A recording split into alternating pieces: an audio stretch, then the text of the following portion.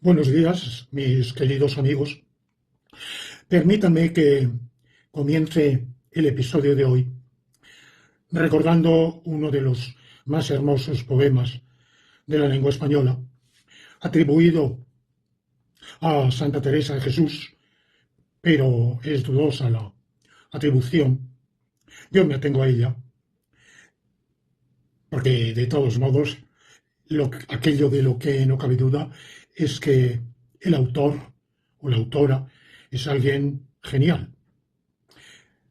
No me mueve, mi Dios, para quererte, el cielo que me tienes prometido, ni me mueve el infierno tan temido para dejar por eso de ofenderme.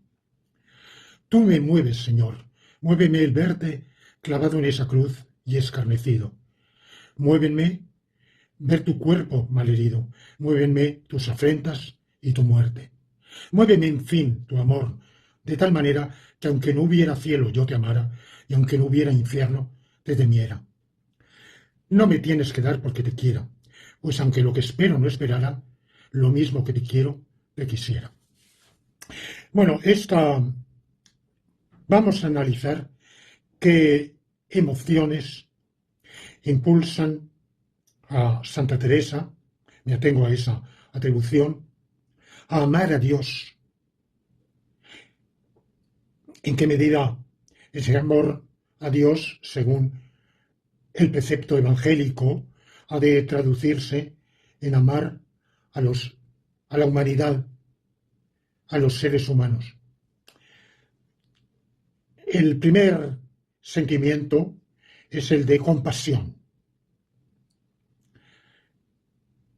pero esa compasión puede extenderse a cualquiera que sufra, a cualquiera que esté padeciendo un tormento, una, una humillación, una proximidad de la muerte, un estar pasando de vida a muerte, una agonía. Merezcalo o no lo merezca, siendo Dios o siendo cualquier criatura. Es problemático que ese sentimiento justifique o motive o determine ese tipo de amor total, incondicional, si quien lo padece no es un ser, por su parte, bueno e incluso infinitamente bueno. No es, pienso yo, meramente porque sufras por lo que te quiero, sino porque sufres sin merecerlo, sufres siendo infinitamente bueno y por tanto siendo tal que el sufrimiento, el padecimiento está infinitamente alejado de merecerse. Sin embargo, aun siendo así, en general parece que el mero sufrimiento ya es un motivo, una causa suficiente para compadecerse. Y la compasión seguramente es tanto mayor cuanto más inmerecida sea la aflicción. Bueno, esto es lo primero que salta a la vista. Lo segundo, hay un sentimiento de reciprocidad o gratitud. Muéveme, en fin, tu amor. Ese amor suscita un sentimiento de correspondencia. No todo amor es correspondido, quizá no puede serlo, pero sin duda, cuando recibimos un amor, esa mera recepción conlleva un llamamiento a que correspondamos, quizá por un sentimiento subyacente de simetría. Quien recibe un amor y por tanto se beneficia en algún sentido de ese amor que recibe, del cual es agraciado, Si por su parte no corresponde a ese amor, evidentemente rompe una balanza, un equilibrio, es decir, crea una situación de asimetría. Recibe el amor y al no corresponder genera una asimetría. Bueno, ese tipo de sentimientos o emociones rigen buena parte de la conducta humana y explican por qué una serie de filósofos británicos de la Ilustración juzgan que por ejemplo, en Shaftesbury hay varios, finales del siglo XVII, comienzos del XVIII, hay varias motivaciones de la moralidad. Hay también un utilitarismo, pero junto al utilitarismo hay un emotivismo, lo que yo creo que es prevalente en él. Sin embargo, no soy ningún especialista en la filosofía de Shaftesbury, la conozco por encima. Pienso que en él prevalece la consideración emocional de que hay en el alma humana un principio que nos lleva a sentir simpatía por los demás seres humanos, por tanto, compasión, y estos sentimientos que yo estaba llamando de compasión y de reciprocidad o de gratitud, quizá podríamos decirlo, y más acusadamente en Hume, en la Ilustración escocesa, en la escuela escocesa. Hume, desde luego, porque él es un empirista y solo las sensaciones pueden determinar las conclusiones a que lleguemos en el orden de teórico o práctico. De manera que aquello que que es susceptible de determinarnos a obrar en un sentido, tienen que ser emociones. Ese pensamiento, en cambio, será radicalmente refutado por Bentham, quien dirá que fundar en tal sentimiento la moralidad, es fundarlo, levantar un edificio sobre arena, porque nada hay más movedizo, inestable, menos sólido que las emociones, que son fluidas en realidad. Más que sobre arena, podríamos decir, querer levantar un edificio sobre el agua. Pero vamos, la arena es suficiente. No tiene estabilidad, no ofrece permanencia, no ofrece firmeza, no hay solidez. La moralidad solo se puede fundar sobre un cimiento racional, sólido, al cual nos lleve una reflexión de qué es aquel principio que puede regir la acción humana y que puede llevarnos a lo que, sin duda, cualquier ética, cualquier moral persigue, que es el bien.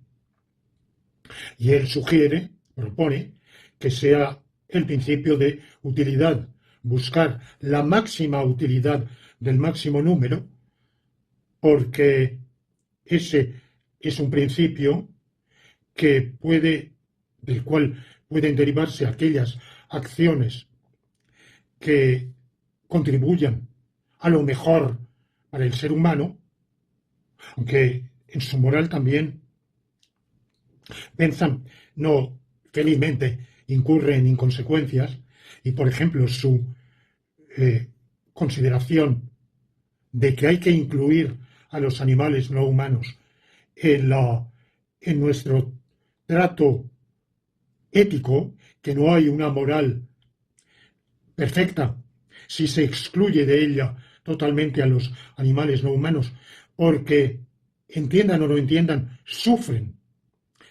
Pienso yo que ahí está introduciendo un elemento sentimental.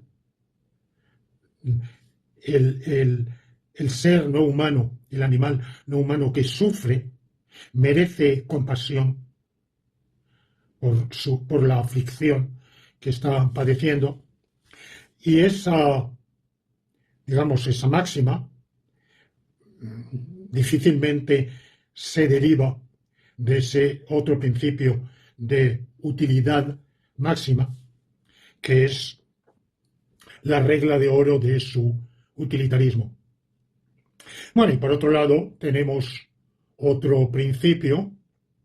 Un poco después, Bentham se adelanta y unos decenios después, pocos, Kant formula su imperativo categórico doble. Él cree que son dos formulaciones del mismo principio, pero analizando y poniendo casos concretos vemos que no es así. En realidad, ambas formulaciones son interpretables y ambiguas. Una de ellas es obra de manera que consideres la humanidad en ti mismo y en los demás como fin y no únicamente como medio. Y la otra es obra de tal modo que la máxima de tu voluntad pueda servir de ley universal. Bueno, esta segunda no es exactamente utilitarista, pero es claramente consecuencialista.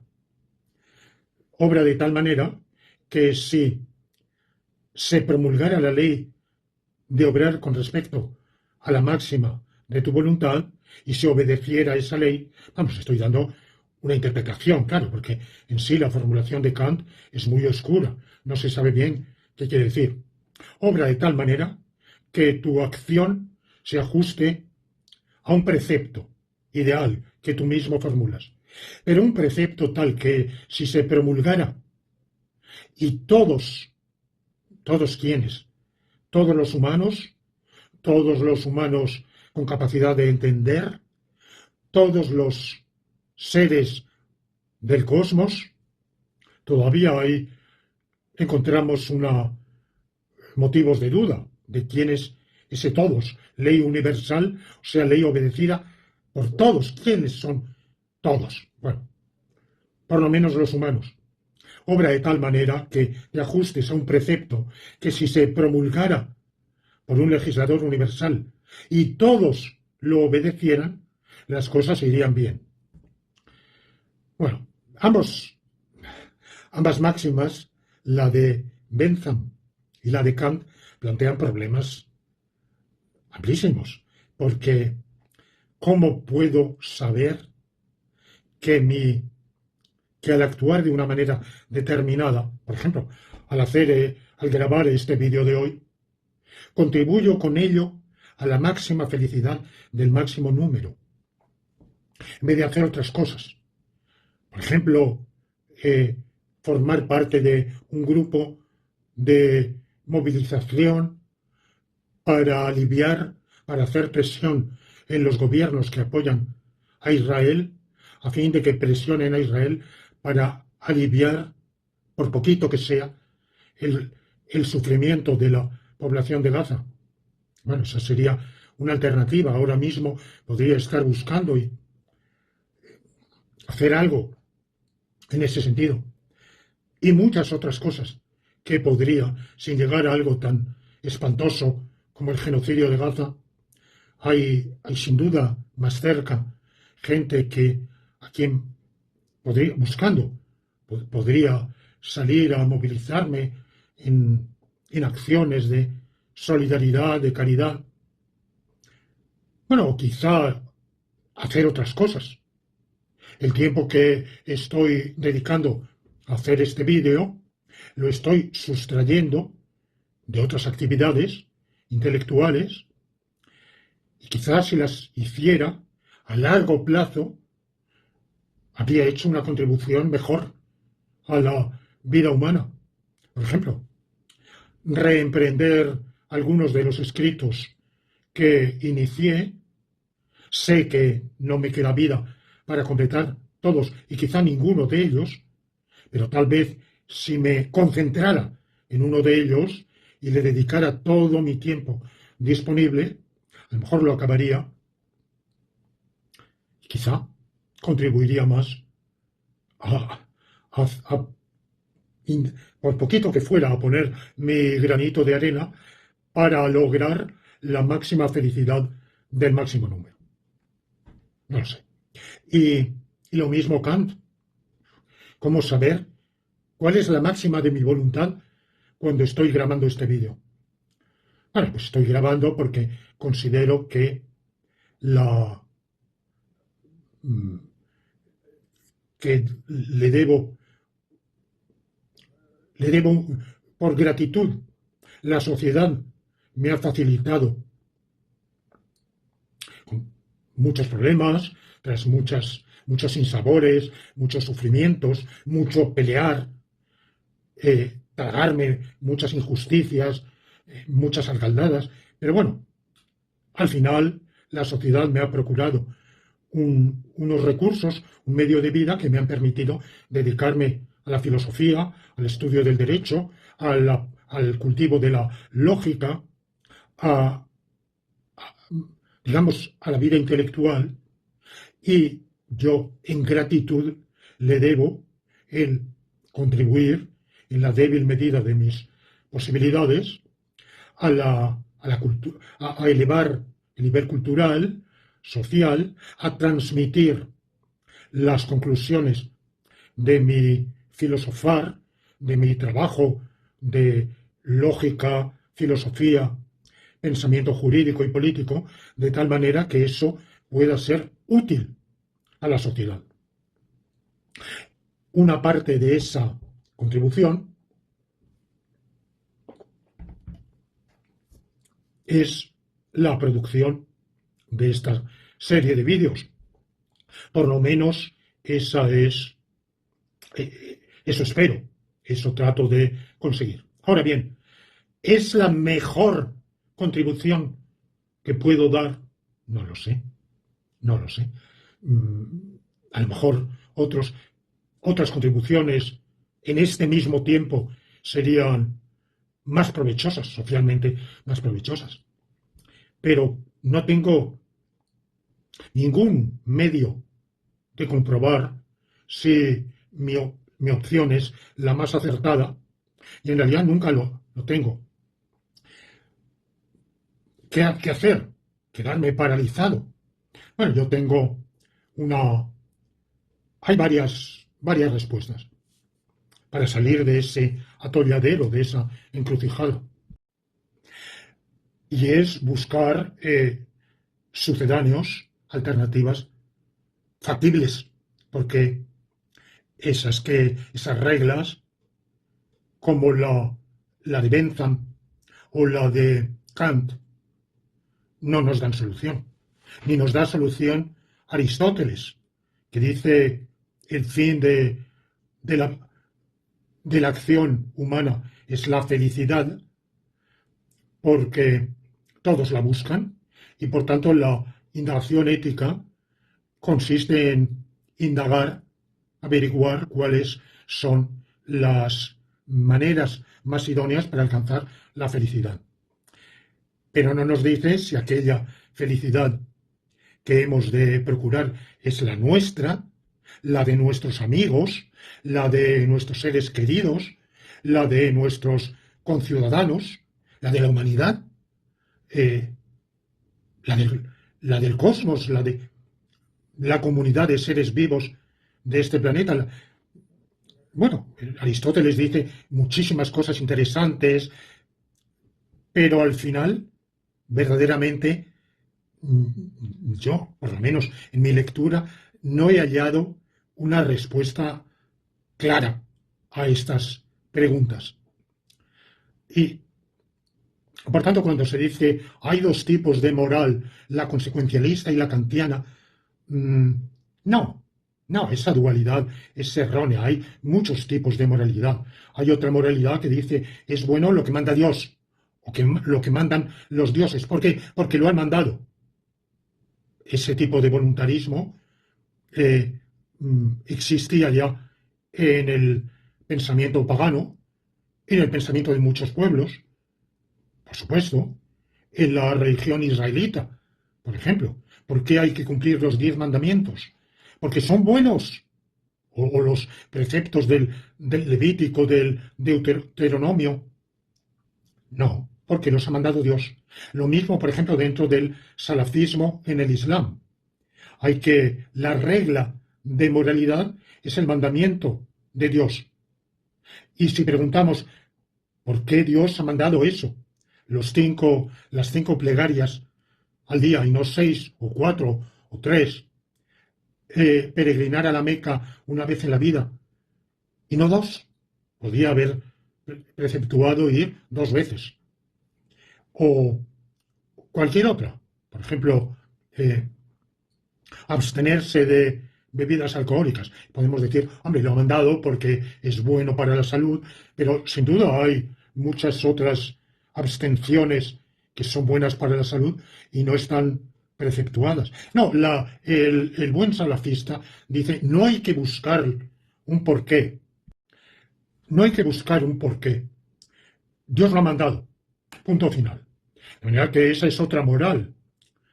Cuando la autoridad pertinente, principalmente divina, ha mandado una conducta. Otra moral es que las acciones, el particularismo, por ejemplo, que nos dice cada conducta es buena o mala no por ser subsumible en un rasgo general, sino el de Gramsci, por ejemplo, es un autor que defiende el particularismo. No, se capta intuitivamente la bondad al contemplar o plantearse la acción misma. Hay una intuición que nos dice que eso es bueno. De manera que obrar bien es obrar cuando realizar una acción, cuando al planearla o plantear o deliberar acerca de ella, vemos que es bueno. Bien. Hay otra moral, la axiológica, Scheller, Bentham, que es que lo que nos determina a obrar es la percepción, mejor dicho, la intuición emocional de un valor. Scheller, por ejemplo, reprocha a Kant que su moral es la de un hipócrita, que lo que quiere es ser bueno. El hombre, el agente humano auténticamente moral, es el que se rige en su conducta por un valor.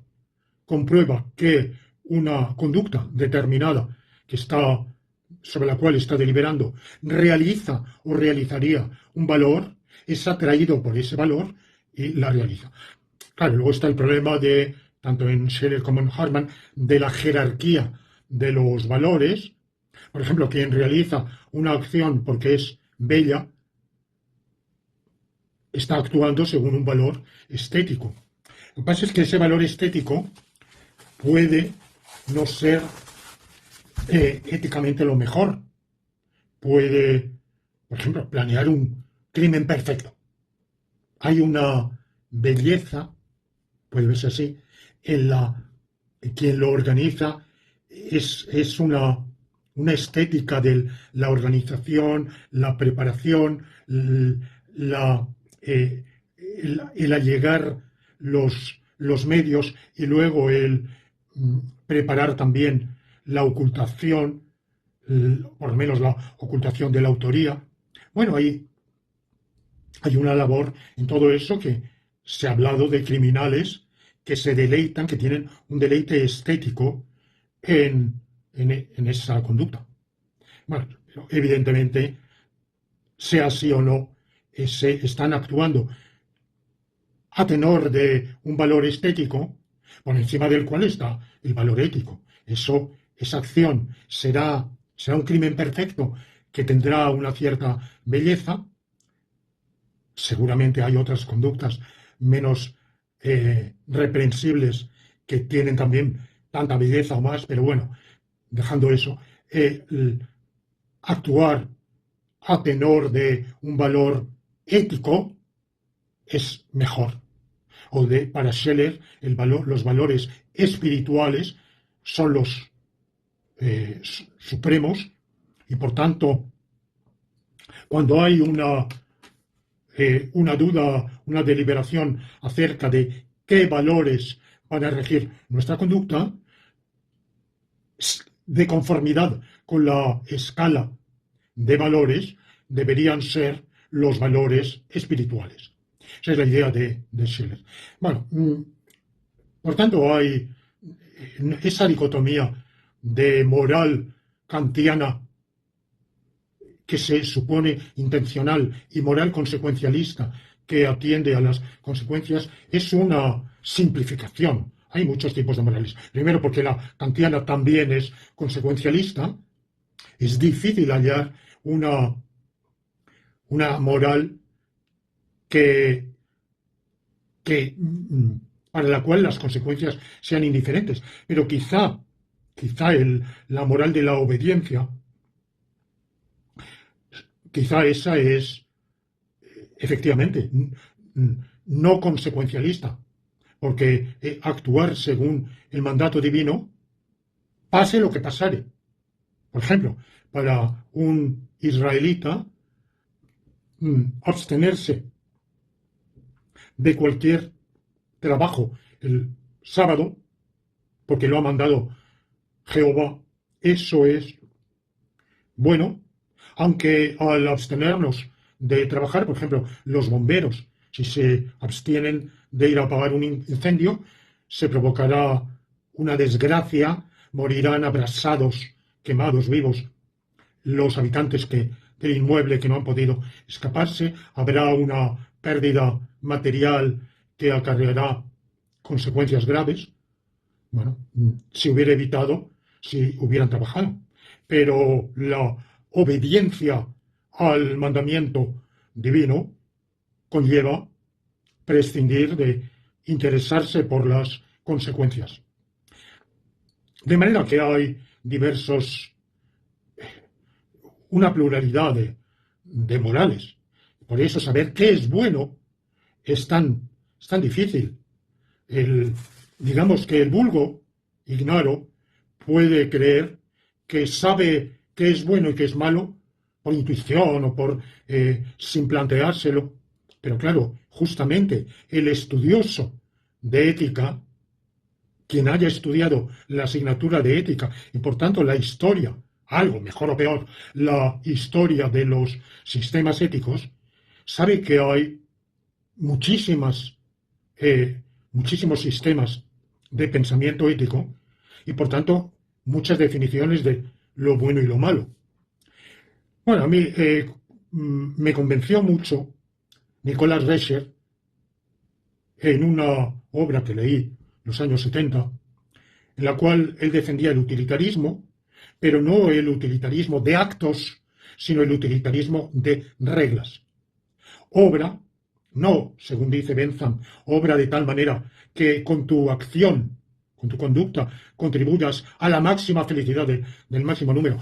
Tampoco estoy del todo seguro de que eso fuera lo que quería decir Bentham, porque Bentham lo formula en su obra Principios de la Moral y de la Legislación. Yo pienso que su máxima está orientada más que nada al legislador y que lo que está más que a la gente normal y corriente en su vida ordinaria, está pensando en el legislador y está aconsejando al legislador, legisla de tal modo que la eficacia, el cumplimiento de tus leyes, o por lo menos la vigencia de esas leyes, sea aquello que procure máxima felicidad del máximo número. Bien, ahora, traducido a qué máxima de conducta podemos seguir para nuestras acciones, para nuestra vida, Rescher, que no es el único, propone un utilitarismo de reglas, obra de conformidad con una regla tal que si esa regla se cumpliera, o esa regla forma parte de un sistema de reglas, tal que si todos obraran así, se obtendría lo mejor para la sociedad, para el bien colectivo o para la máxima felicidad del máximo número. Claro, también eso no deja de plantear dificultades. Obra de tal manera, obra con arreglo a una norma, tal que si que, que, que está incluida en que forma parte de un engranaje, de un sistema de normas, que si se cumpliera, si todos obraran así, se obtendría la máxima felicidad. Bien, pero es que sabemos que no todos van a obrar así. Entonces no deja también de... Ahí hay algo un poco insatisfactorio. Obra de tal manera que si todos siguieran tu regla, saldría lo mejor, a sabiendas de que eso no va a ser así. Bueno, entonces, ¿qué sentido tiene obrar de ese modo? Bueno, con todas sus, con todos sus inconvenientes, yo personalmente adopté esa regla. En nuestra vida alguna regla hemos de tener y, y bueno, pues a falta de otra, esa sería una aproximación. Sin embargo, la verdad es que yo puedo exhortarlos a que ustedes abracen ese tipo de moral, utilitarismo de reglas o consecuencialismo de reglas, porque el utilitarismo, claro, es un poco estrecho, habla de utilidad o de felicidad. No, más el consecuencialismo diría, actúe usted de reglas, actúe usted de conformidad con unas reglas que si se cumplieran por todos, se obtendría lo mejor. ¿Qué es lo mejor? Pues utilidad, felicidad. Bueno, en mi caso, yo tengo mi definición del bien como la cantidad y calidad de vida. Entonces, puedo decir, obre usted de conformidad con un sistema de reglas que de cumplirse por todos, se conseguiría la máxima calidad y cantidad de vida general de la sociedad. Bien, muy bien. ¿Pero por qué? Es muy bonita esa máxima, pero ¿por qué? Si sé que no todos van a obrar así.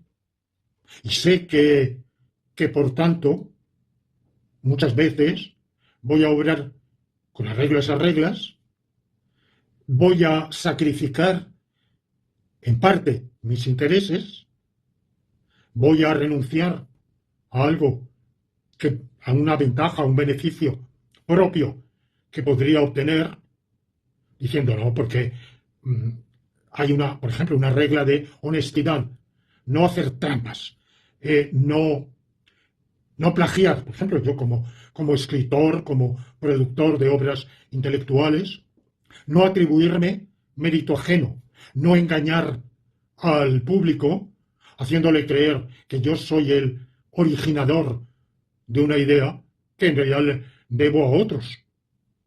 Simplemente. ¿Por qué? Un principio de honestidad o de integridad. ¿Por qué? Bueno, hay varias razones. Una de ellas es que si no obro así, me quedo tan disconforme conmigo mismo, me daría tal malestar interior. La verdad es que seguramente es esta la razón principal, diga yo lo que diga. La razón principal es que me quedaría tal descontento conmigo mismo, me quedaría tan mala opinión de mí mismo, que cualquier ventaja que pudiera obtener, pues estaría compensada por esa desventaja.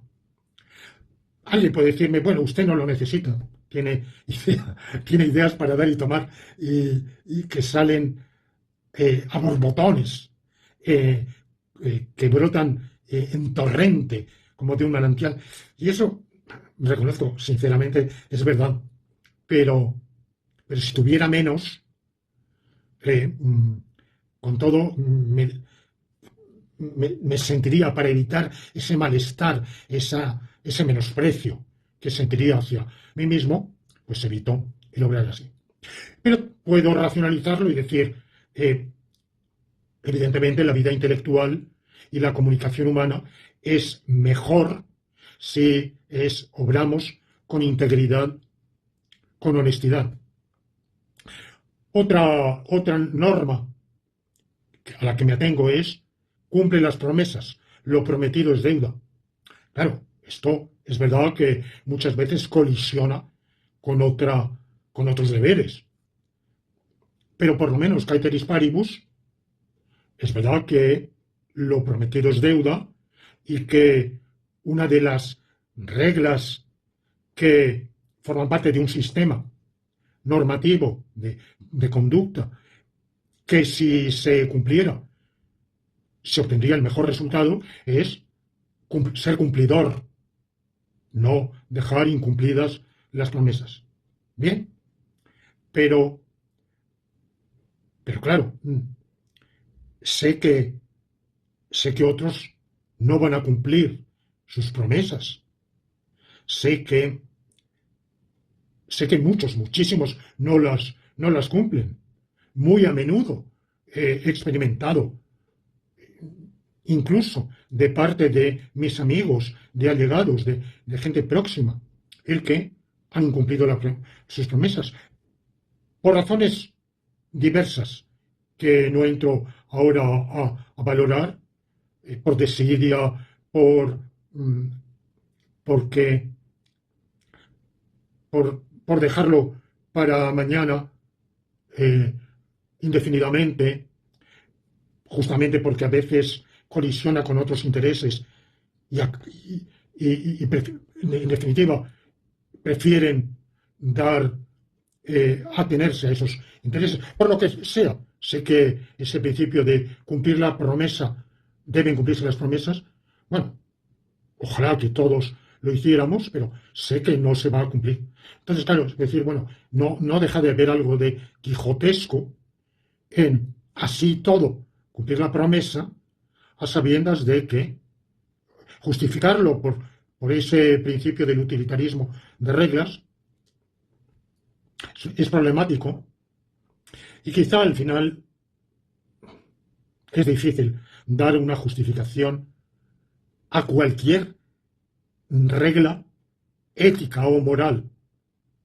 Y esto es lo que determina que efectivamente en ética, en moral, yo sea más bien escéptico. No es que dude, no es que dude que, por ejemplo, cumplir las promesas es bueno e incumplirlas malo. No es que dude que apiadarse es bueno, que obrar con gratitud es bueno, que obrar con honestidad e integridad es bueno. No, por supuesto que no. Trato de asentar esas opiniones en un criterio general y difícilmente lo consigo. Como digo, yo me atengo al utilitarismo de reglas, alternativamente me atengo a la moral axiológica. Bueno, me basta con captar que una conducta encarna, plasma, materializa un valor que aprecio, y eso me basta para obrar de esa manera. Y me basta darme cuenta de que otra conducta alternativa, lejos de plasmar, encarnar, materializar un valor, encarna, materializa, concreta un desvalor o un antivalor, para abstenerme de esa conducta alternativa. Si han leído, les aconsejo, un libro muy interesante, escrito por quien fue mi colega en Canberra, J. Jack Smart. Eran dos hermanos, vamos, creo que había muerto porque ya tenía cierta edad, un hombre buenísimo, y él era un utilitarista de actos, un utilitarista puro. Defendía con unos argumentos en los seminarios que teníamos del Departamento de Filosofía en Canberra el utilitarismo,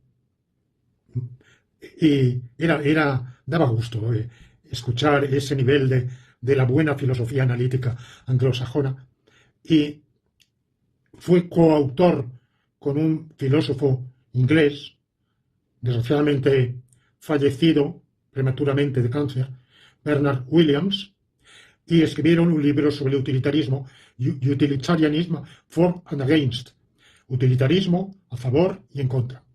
Y hay un argumento de Williams que dice, lo cito después de una lectura de hace muchos años, puede haber inexactitud, dice, imaginemos a alguien que obra con desprendimiento, con generosidad. Por ejemplo, no me acuerdo qué ejemplos da, pero quien tiene un cónyuge que necesita un trasplante de riñón, y siendo compatible, él da su riñón. Dar el riñón no es inocuo para quien lo da, porque si tenemos dos es por algo. La naturaleza nos ha dado dos porque uno de ellos puede fallar, sufrir una enfermedad, y afortunadamente nos queda el otro como reserva. Quien se desprende de uno de esos dos riñones, evidentemente sufre un daño, el daño de que queda desprotegido. Sin embargo, el amor a la persona amada, la gratitud por la que sentimos por haber compartido y estar compartiendo nuestra vida, la mera compasión. Ustedes dirán, hay millones y miles de millones de seres humanos de quienes compadecerse. Sí, pero la compasión por alguien que tenemos al lado. Bueno, estos sentimientos motivan que sea una conducta moralmente loable la donación de órgano en un supuesto así. Y si añadimos la consideración de que obrando así estoy actuando, por ejemplo, según Kant, estoy actuando según una máxima. ¿Qué máxima? Aquí no hay máxima ninguna, pero bueno, imaginemos que obro según una máxima. Bueno, podría ser la máxima, obra de conformidad con la piedad, pero para Kant eso es horrible, porque eso es un emocionalismo que desracionaliza la conducta humana. Quien obra por sentimientos no obra con arreglo al único sentimiento correcto, que es el sagrado cumplimiento del deber. Bueno, pero supongamos que haya una máxima. No sé si la máxima de mi voluntad podría servir de ley universal. Si me pongo a pensarlo y a hacer cálculos, me temo que se me va a pasar la vida y desde luego mi cónyuge va a morir. Y lo mismo si me pongo a calcular si esa conducta, realizando esa conducta, es como mejor contribuyo a la máxima felicidad del máximo número. Caray, ahí es nada. ¿Cuántos cálculos tengo que hacer para saberlo? Bueno, más modestamente, actúe usted según una regla de conducta tal que forma parte de un sistema de reglas que si se cumplieran, si todos obraran así, se obtendría el mejor resultado social. Bueno, tendría que pensarlo muchísimo y no lo sé.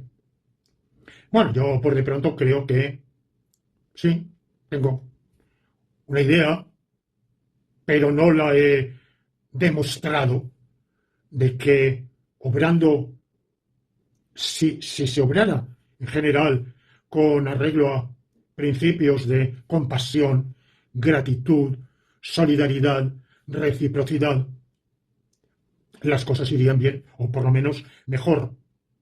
No digo que sean los únicos, las únicas reglas, ni he elaborado ese sistema de reglas, ni sé de nadie que lo haya hecho. Pero tengo idea de que en general, en mi experiencia, veo que cuando se obra así, en general la vida es mejor. Y cuando no se obra así, la vida es mala.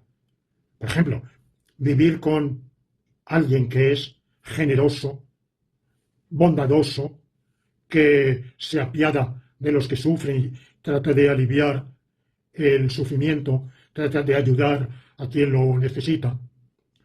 Y que para empezar es bondadoso para conmigo. Bueno, pues pienso que es una vida y corresponder, por lo menos, algo a ese tipo, agradecer ese tipo de comportamiento. Bueno, pues pienso yo que la vida es mejor, más agradable. Ya, para mí sería, la verdad, desagradable vivir con alguien egoísta, que piensa en sí, que no, aquí los demás son indiferentes. Bueno, pero, como digo, todo esto está muy bien, pero al final yo no he dado una respuesta, he dado una respuesta de qué considero yo bueno o malo con reglas, reglas de dos modos, y quizá mis reglas de conducta no son óptimas. Primero, cuando veo que una conducta realiza un valor que yo aprecio suficientemente. No sé si el valor supremo, no sé cuál es. Segundo, valores espirituales. ¿Cuáles serían los valores espirituales? No lo sé. Y esa es una regla. Otra regla es pensar que es una regla de la que yo pienso que obrando así, cuantos más obran así, mejor. Y tal que transgredir esa regla a mí me causaría un, un malestar, un sinsabor, un descontento, eh, un desprecio de mí mismo. Bueno, son reglas. Ahora, yo no puedo demostrar, no sé demostrar que eso es lo bueno. Pero hay quien no obra así. Hay quien no obra con respecto a reglas de ese tenor. Y, por ejemplo, puede tener una regla, la máxima de su voluntad es su propio provecho. Otra moral de la cual no he hablado. No es utilitarista, que el utilitarismo no deja de ser una moral social. No, es el egoísmo. Hay varios tipos de egoísmo. Hay un egoísmo racional que piensa que en el propio egoísmo puede fundarse una moral de solidaridad, que es bueno para uno mismo, que a la postre gana uno más actuando con arreglo a pautas de solidaridad social. Bueno, pero hay egoístas que desde luego no piensan así. Por ejemplo, para Nietzsche, la, su moral está basada en una inversión de valores, de manera que es bueno lo que comúnmente se reputa malo y malo lo que comúnmente se reputa bueno. La piedad es mala, la crueldad es buena, eh, torturar es bueno y aliviar el dolor es malo. Matar es bueno, exterminar es bueno, para que cuantos más se aniquile, quede la minoría más selecta de la cual saldrá el superhombre, de la exterminación, del aniquilamiento de la especie humana, dejando la florinata, que son los más fuertes, los más osados, los más atrevidos, los más despiadados, saldrá de ellos, saldrá una nueva especie que vencerá por la selección natural, que será la del superhombre. Bueno, estas son morales. Uy, morales, si ustedes quieren. En fin. Mm, Pero claro, normalmente diríamos, quien sigue una pauta así, prefiere el mal, no el bien. Max Stirner, en su obra El uno y su propiedad, el único y su propiedad, perdón, considera que he de pensar y obrar como si yo fuera el único. El yo y solo yo importa, es el individualismo llevado al máximo posible. No el individualismo de los libertarios, que con todo, vamos, Max Stirner es claramente un pensador libertario, pero el libertario normal considera que los demás tienen el mismo derecho que yo a la libertad máxima y por tanto que mi libertad tiene un límite que es la libertad ajena. Mientras que Max Stirner es un superlibertario o ultralibertario que considera que, que mi libertad no tiene límite ninguno y por tanto la única máxima de mi voluntad es la de hacer lo que me dé la gana, de manera que obtenga la máxima satisfacción. Hay otro tipo de conducta que busca el mal, o por lo menos realiza el mal, en cuanto mal. Por ejemplo, el torturador, el sádico. Había una, eh, un pensamiento que en otro tiempo abrazábamos, yo lo abracé durante mucho tiempo, que es muy antiguo, pero que formula Leibniz, quién fue el primero o qué filósofos anteriores lo habían abrazado, seguramente todos los escolásticos, bueno, todos, dudo en el caso del voluntarismo escotista, por ejemplo, pero seguramente Santo Tomás de Aquino y quizá Aristóteles, de algún modo, que se formula en latín bonum fit, perdón, malum fit subratione boni. Solo se obra el mal conceptuándolo como bien. Es decir, quien obra mal porque ese mal que actúa entiende que es bien, equivocadamente. Es decir, en definitiva, Platón. Estoy preguntándome quiénes lo formularon. El primero fue Platón. Nadie hace el mal a sabiendas. El que obra mal o opta por una conducta mala, lo hace porque está equivocado, por un error del cual hay que sacarlo. Y por eso veíamos en un pasado episodio que para Platón el castigo no es un mal que se inflige, digamos, para retribuir otro mal, para que quedemos a partes iguales, sino que es un bien que se hace a quien ha cometido un mal o a quien actúa mal, para corregirlo, para ayudarlo a salir del error y ver qué es lo bueno. Bueno, ¿en qué medida recluir a alguien 15 años en presidio lo ayuda a que comprenda cuál es el bien y salga de su error? No sé, vamos, no lo creo. Pero Leibniz elabora esa tesis. Bueno, esa tesis también tiene que ver, por supuesto, con todo un principio de la filosofía neoplatónica, que ya veíamos en episodios anteriores, para la cual el mal es un no ser, el mal es una carencia de bien. La solución de Leibniz es que hay dos bienes, bonum honestum y bonum delectabile, el bien honesto y el bien delectable.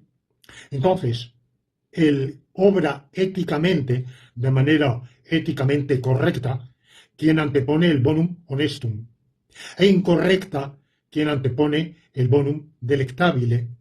Es decir, solo se hace el mal con vistas a un bien que equivocadamente se, se cree superior al que de hecho es superior, y por tanto también a quien obra mal conseguiríamos que rectificara su conducta si lográsemos sacarlo del error.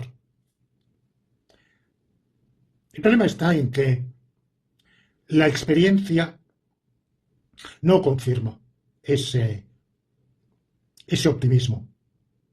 ¿Qué serie de causas han ido moldeando la psique del torturador que disfruta torturando? Esto no es nada infrecuente. Por ejemplo, de cara a animales no humanos, muchos desde la infancia, yo diría que desde la tierna infancia, disfrutan haciendo sufrir, cogiendo un caracol, irlo troceando o pisotear un limaco que no les ha hecho ningún daño por el placer de aplastarlo. Y hay otra serie de tormentos que los niños infligen, el famoso de colgarle de la cola de un gato callejero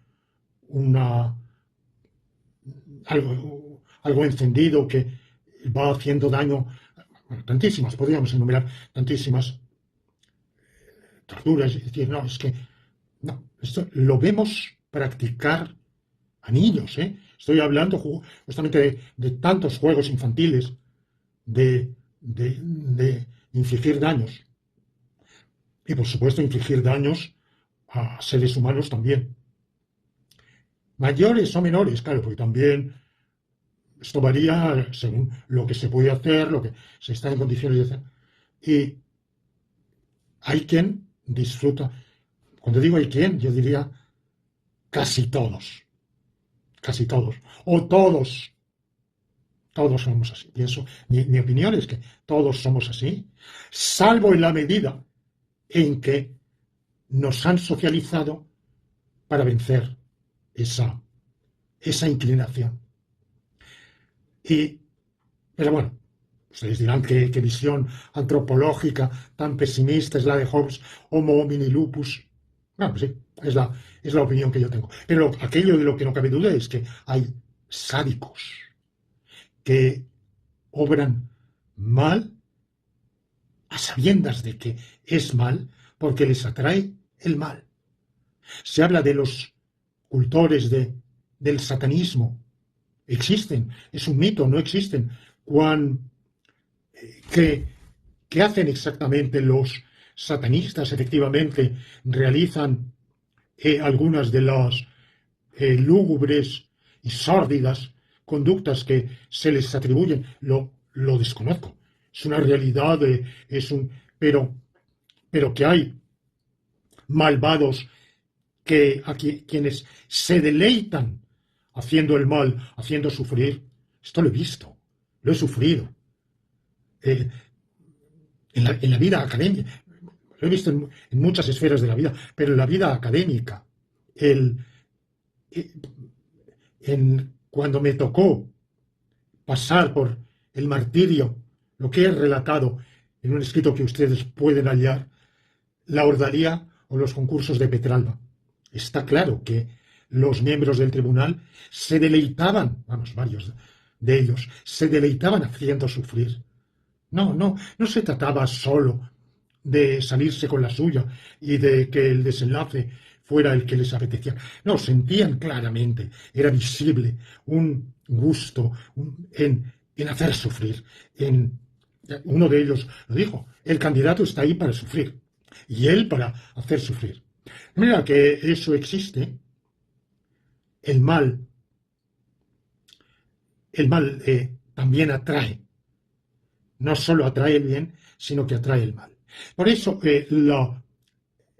Platón, cuando dice que no se hace el mal a sabiendas, Leibniz, que malum fit sub ratione boni, parten de lo que los lleva a pensar así, equivocadamente, es que querer algo, desear algo, es juzgarlo deseable. Y yo incurrí en ese error, si mal no recuerdo, pero es hace muchos años que escribí mi libro Hallazgos filosóficos.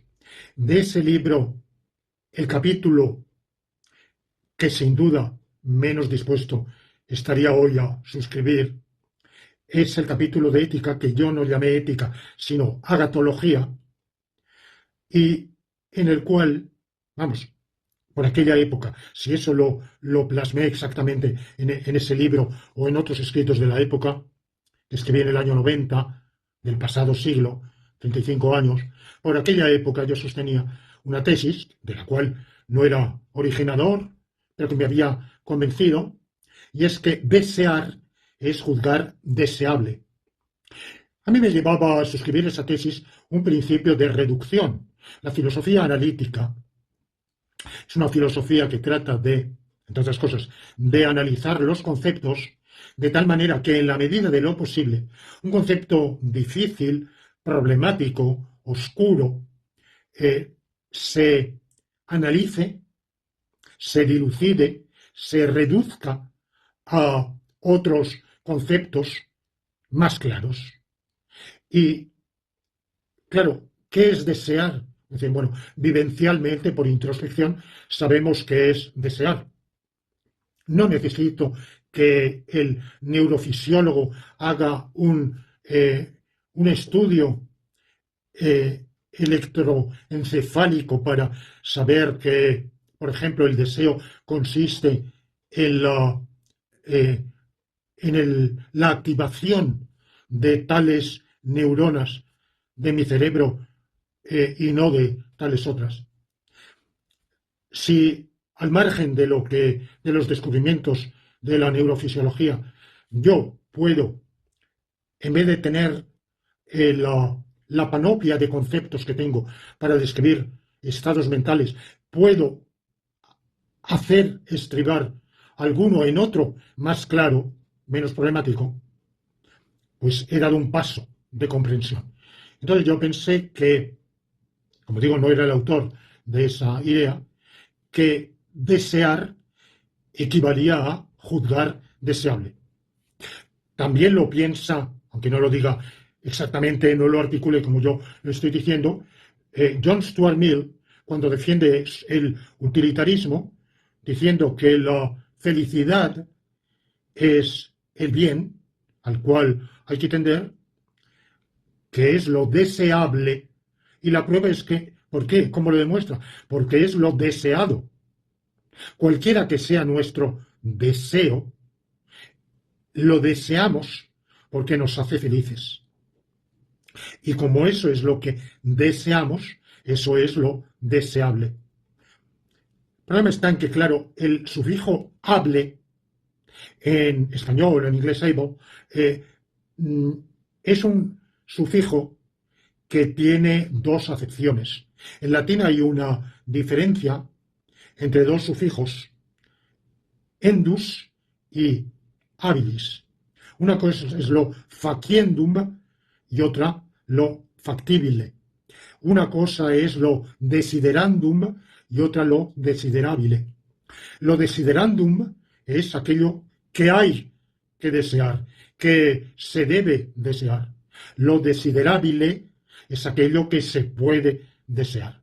Entonces, que algo se desee, sea desideratum, prueba que es deseable, desiderabile, pero no prueba que sea desiderandum.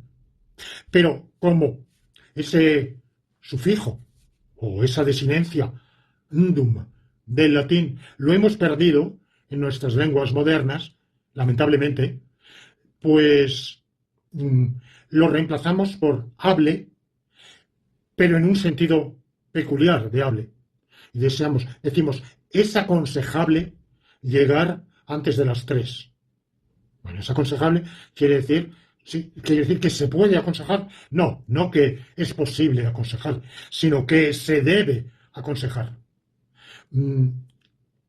Por tanto, hable tiene ese doble sentido. Y no todo aquello que es deseado es deseable en ese sentido deóntico, de que debe desearse.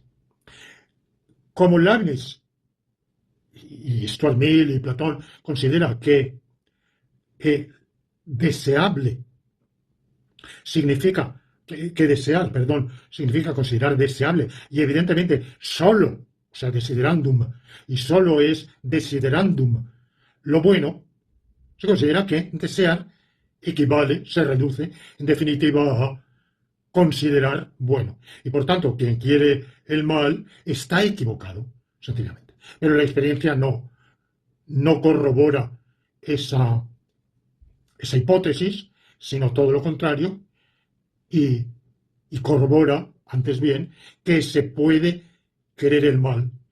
No solo se puede querer el mal, es que, vuelvo a decir, a la infancia, cuantísimos niños disfrutan con el mal, desean el mal, y se lo infligen a criaturas indefensas que no les han hecho nada. Y el gamberrismo infantil y juvenil no causa, no atormenta, no voy a decir que es de la misma magnitud, entre otras cosas porque tampoco está a su alcance, pero hacer de rabiar, por ejemplo, entre las pandillas de chiquillos, hacer de rabiar, porque sí, o sea, porque la matonería, todo eso se da, ¿eh?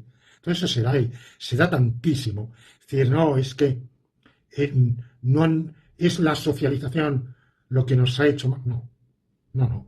Está muy, en la escuela de párvulos, en la escuela materna, hay conductas de mal. De manera que algo tendrá el mal cuando atrae.